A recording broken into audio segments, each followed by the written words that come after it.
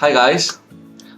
In this video, we'll be looking at 5 things that you can do with your internet browser as an internet citizen or a junior or beginner web developer.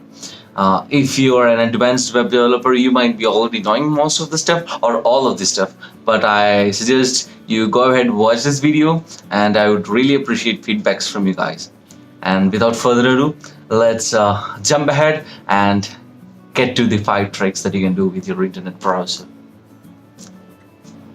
Hi guys, if you're here for the first time, I would really appreciate you subscribing this channel and enabling the notification icon. Okay, let's get started. So the first trick, Number 1. Making password readable. retrieving your saved passwords or the passwords that you have typed. See, here we have a password that's typed here or maybe saved from the browser itself. So what we could actually do is there is an inspect property that you can actually use. There is a right click on that field and say inspect. This is available in almost all the browsers. So I'm using Chrome now, and what you see here is the HTML code of this page. If you want to learn more about HTML, I will link my video somewhere at the top. You can go and watch it. And you can see this is an input tag with an attribute type. The name of the attribute is type with value password. So if you inspect the first one, what you could see is it's type email. There are many types: type text, type email, type telephone, type password.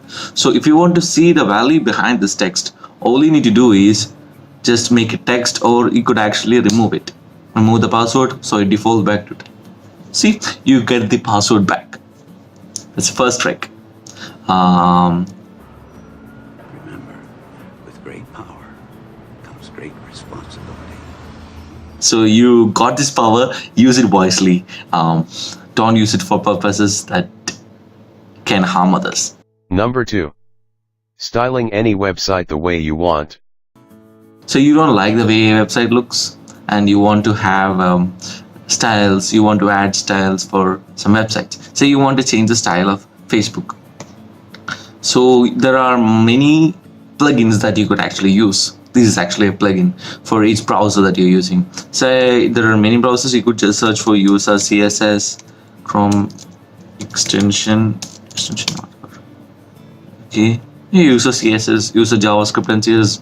So what you could do is you could change the style of the website. If you want to learn more about CSS or get an intro into CSS, I will link a video for that somewhere up the top. And yeah, when you install that, you will get this top icon. You see, you click on that, so you'll get a very small pane. So how to edit some styles? So you could actually use the console that I previously shown. You could right click and say inspect. You could see all the styles that are added to this. Say, well, there are multiple styles.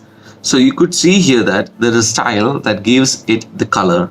This blue color is this thing, A tag. All the A tags are given a color. So whatever the A tag in a Facebook might be, it's given this color. So what we could do is we can open up CSS. You say A, writing our own CSS, color red. Oops, sorry, red. See, and we turn it on.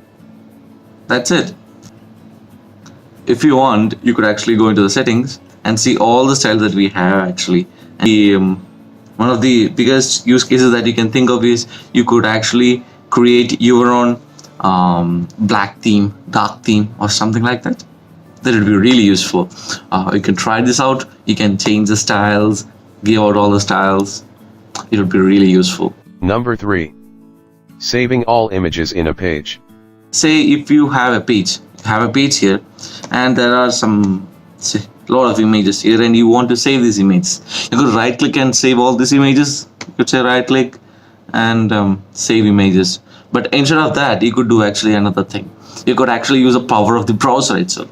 What you could do is you could select Command S or Control S if you're in Windows, and go to some location and save it. Say it's some downloading. A few moments later. Yeah, it's downloaded. Let's say show in folder. Okay, we have here, see there's an HTML. If you right click, double click, you could actually see that HTML here. But what it did is it downloads all the content that's needed to display that page into a folder. See, if you go here, you have all the contents, and if you see website 1, 2, 3, 4, 5, 6, you got all the images download directly. I can run an empty search and it returns all the images in the database in a single page. And I can save the page and Mozilla will save all the images for me. Excellent. And I can save the page and Mozilla will save all the images for me. Excellent. Number 4. Cleaning up a website for printing. You have all the extra things that are on the sides and you don't want it there. You need it for some other purpose. So what you could actually do is you could use the inspect element, the developer console. Actually, you can see the HTML code here. You can go see, when you hover over it, you will know what is what content. Say, go here, click delete, it's gone. Right click here, inspect, on the top level, gone. See, the same way what you could do is you could clean up that page before saving it or printing it. This would be a very handy feature sometimes. Number 5. Know your privacy. It's Lightbeam. It's plugin that you can use in Firefox only. It's a tool by Mozilla. This is a tool wherein we can identify, we can track down your privacy and how websites are tracking you. So if you have Lightbeam enabled, so you could go to, say, let me go to New York Times. In my Times, I went in there, so all the news, and I clicked the new Lightbeam extension. See, this is what the New York Times. You could see this is some other page that I visited. So they're collecting the information. So once you can see, there is a link between Google, there is a link between Amazon, and here there's a link here. So what you could know is how your data is flowing. So once you visit a website, it's not just that website, there are multiple other websites that you are being connected to. So you could see how the data is flowing between these websites and have a meaningful understanding of how your browsing is affecting the way ads are coming in your pages or other suggestions are coming for you.